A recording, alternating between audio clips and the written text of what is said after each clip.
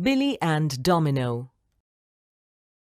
Abhir owns a sheep named Billy and a horse named Domino. He loves both of them equally. Billy provides wool that is used to make woolen clothes. Abhir rides on Domino to sell the wool in the market, which is very far away.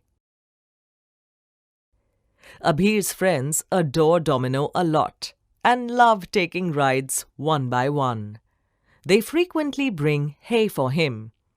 This makes Billy angry. Why do you think Billy gets angry?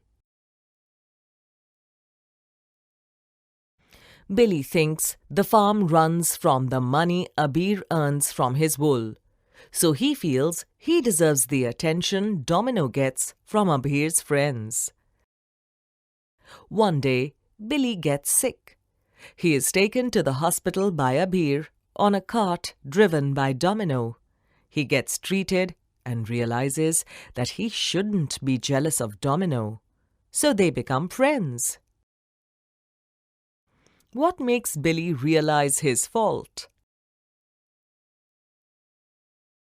If Domino hadn't carried Billy to the hospital, Billy wouldn't have been treated on time. Also, he remembered all the help Domino provided Abhir for carrying the wool to the market.